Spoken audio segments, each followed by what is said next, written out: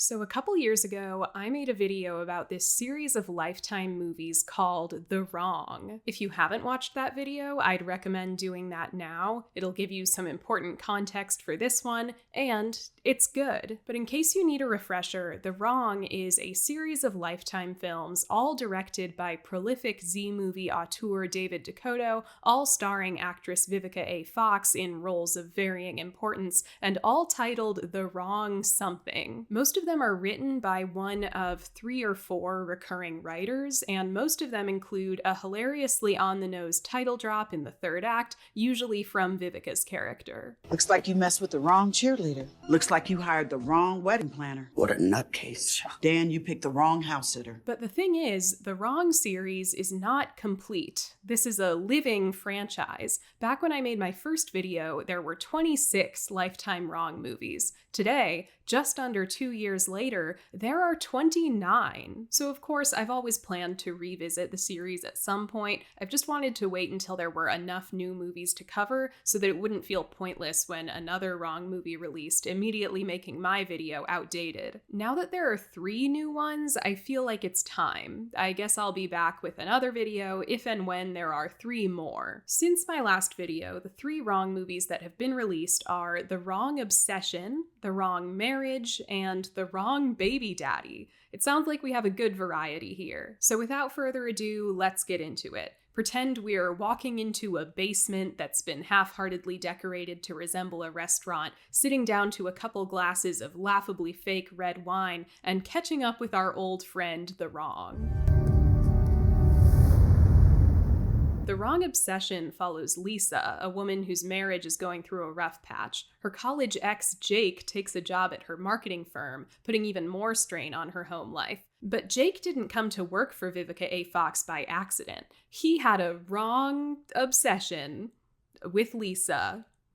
Shocking, I know. I have to say, The Wrong Obsession did not make for a very strong start to this Wrong movie marathon. The best of the Wrong series, in my opinion, are films that have at least one unique thing going for them, a wacky premise, a wacky performance, maybe a wacky setting. And the worst of the series are films that offer none of that. The Wrong Obsession is one of those. The premise is extremely old news. In fact, the dynamic between the wife, workaholic husband, and the school days ex who's still in love with the wife is practically recycled from The Wrong High School Sweetheart. At least in that case, the premise was somewhat fresh, and there was some fun to the execution. Danny and Danny. Please. Together for... Don't say that. This film really feels like it's just going through the motions of the bare minimum of what these movies can be. The primary location of the film is this extremely boring office set that I'm pretty sure is reused from other Wrong movies, so that adds a real layer of visual dullness. I think the same is true for any quote-unquote restaurant set in the film. Speaking of which, it does feature one of my favorite Wrong movie conventions, which is when characters go to a restaurant, but the way this is executed in the film is they'll show an establishing shot of some random restaurant or cafe exterior, most likely stock footage. Then they'll show a quick shot or montage of obvious stock footage of hands preparing food or pouring drinks, and then they'll finally cut to footage of the actual characters sitting in what is clearly just someone's house or something. There's a moment in this film where Lisa and her husband are out to dinner, and Lisa's like, "Wow, I can't believe you got a table here. They say it's really hard to get into this place." And they're sitting in this rickety little wooden booth in what looks like somebody's dingy basement. Bonus points if they're drinking that obviously fake red wine that's in all of these movies, the cranberry juice wine. There was a lot of that in these 3 Wrong movies. Additionally, as much as I in some ways appreciate these movies having this shared ensemble cast of sorts, at the same time, if the movie is boring and repetitive as Wrong movies go, the recurring actors can add to the impression that the movie is just a generic redux of past Wrong films. Like, same story, same sets, same actors, I'm falling asleep. But say what you want about the Wrong series, at least they are environmentally conscious. On a technical level, I have a mixed review. I did think the lighting was not quite as bad as is typical of David DeCoteau movies. I only noticed that ugly, cool uplighting a little bit, and where it was more subtle than usual. Maybe he got a note about that. But the camera operating was surprisingly inept. There are all these moments where the camera will adjust the shot mid-take, like in a way that looks bad and should have been cut, in my opinion. I wouldn't be surprised if they just truly don't get enough coverage while making these movies to be able to use better takes, but it's also just something that I don't think they should be doing in the first place. Try setting up the shot right before you start rolling. Ever thought of that? Similarly, there are pans that look really amateurish, just really jerky where they should be smooth. Maybe this has always been the case with these movies and I've somehow never noticed it before now, but it was noticeable here. Was there anything I liked? Sure. I liked this really poorly photoshopped picture of Lisa and her husband. I liked that in this Wrong movie, Vivica gets really into saying facts. Facts. Facts. I like that. I'll just be glad when all this is behind me. Facts. I genuinely liked this moment late in the film where Vivica's character, who's Lisa's boss, learns that Jake has been pursuing Lisa and her coworker in the workplace, and Vivica has no patience for it and immediately fires him. This is business, my business. And the last thing I need is you using it as a private dating service. You were always here on a trial basis, and the jury's back.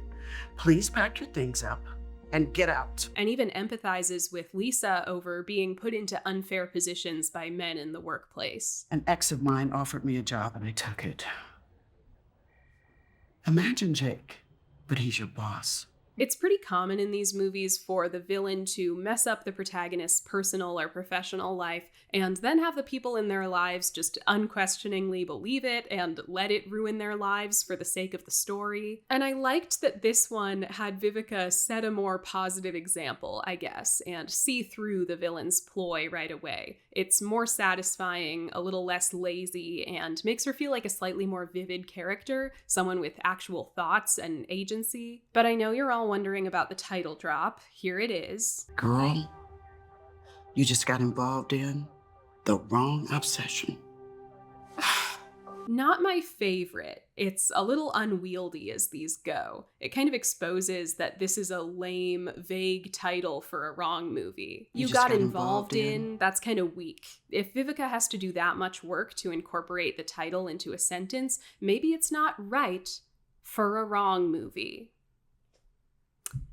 Thank you. I forgot that in my first video, I was using the A for above average, B for bad, and O for okay, aka ABO rating system. I'm tempted to give this one an O for not being the most offensive Wrong movie, but I think I do have to give it a B for how boring it is, B for bad, and B for boring. You didn't come by my house today, did you?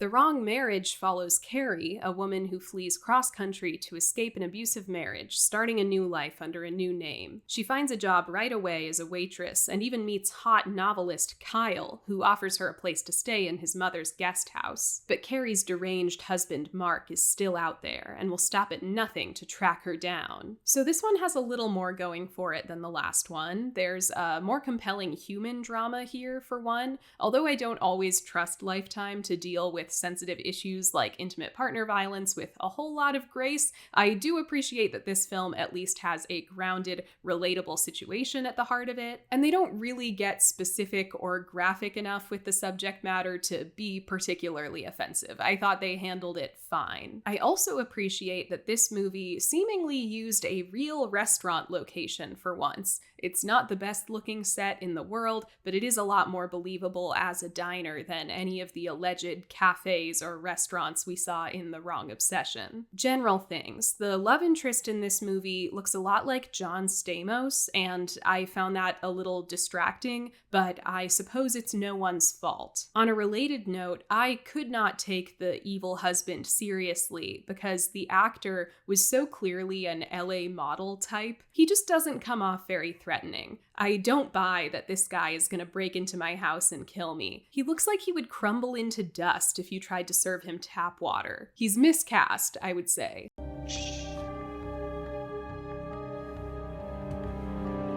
This is one of those wrong movies where Vivica spends almost all of her time on screen in her character's house, which always makes me suspect that they probably did that so that she could film all of her scenes in one day. I could be wrong, but that's my theory. Probably the most entertaining part of The Wrong Marriage is Jack A. Harry's performance. You told me you have to leave him. You didn't explain why. Jack A. Harry shows up in a lot of Wrong movies and Lifetime movies in general, a lot of David DeCoteau movies these days. And don't get me wrong, she is a television legend, full respect, but at least in this performance, none of her line reads really give the impression that she has any idea what movie she's in or what is happening in the story. Now, I don't actually know what happened with my son-in-law to get him kicked off the police force. I want to make sure that my daughter is protected. I don't blame her. She does like 20 of these movies a year. And in fact, I wouldn't have it any other way because her kooky delivery is very fun to watch. Well, I'm sure you can understand at this point that I don't have complete faith in the justice system. Then there's this actress, Jamie Bernadette, who also shows up in a lot of Wrong movies. And she too turns in a rather hammy performance in this one. Can't you just stay with them? And there's this scene where Bernadette's character comes to question Harry's character, and watching both of them play off of each other is pretty great. This was one of my favorite scenes. You know, Detective, I'm not really sure. I really need you to think, ma'am. I like this moment where our characters discover that their boss at the diner has been murdered. So yesterday, this guy... And I like that late in the film, there's this climactic moment of Carrie hitting the evil husband over the head with a frying pan. And the writer was probably picturing like a heavy cast iron. That's what you would normally expect for this cliche. But instead, they were apparently only able to source this flimsy little non-stick pan. There are a lot of things like that in the Wrong movies, where you can tell the writer had some classic image in mind, whether it be the frying pan over the head or a classy bar or restaurant, but the execution is so carelessly incompetent that director and producers underdeliver wildly.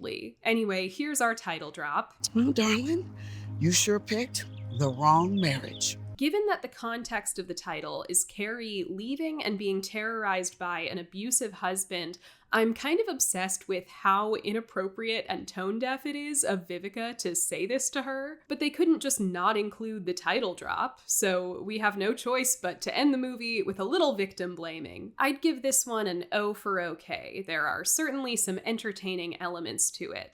Debbie? Oh my God.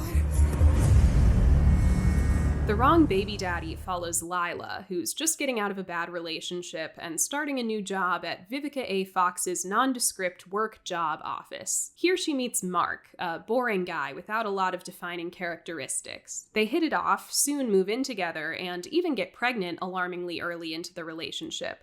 All seems well until Mark starts being weirdly possessive, their nosy neighbor starts dropping ominous hints, and Mark's creepy ex, Julia, starts intruding on their lives. I won't keep you in suspense, this movie is also really boring. Especially at the outset of the film, it's just this long stretch of generic office stuff, our protagonist attending dry therapy sessions, and lots of middling small talk. Given the typical quality of these movies, I feel like this is basically a moot point, but something that annoyed me here is how little they bother developing the romance between Lila and Mark. The whole thing with the erotic thriller, the genre that almost every modern Lifetime movie is a diluted descendant of, is that you do have to be able to buy into the initial attraction between the two characters. Otherwise, you have no reason to care when one of them goes crazy or betrays the other. It's not like any of these movies' romances are particularly well developed, but this one felt especially lazy. They cut straight from awkward platonic small talk at the bar to making out at Mark's house. I guess we're just supposed to be convinced by the sizzling chemistry of the two leads. So what do you say? Maybe? Perhaps the most entertaining thing about the movie is that the baby component of the wrong baby daddy thing doesn't come up until about 30 minutes into the film. There's not even a mention of babies or pregnancy before this. So you spend the first third with what I can only describe as a building sense of dread as you try to predict just how a baby will enter this equation. Drink 4, the villain sneaking up behind someone and hitting her over the head with a heavy thing.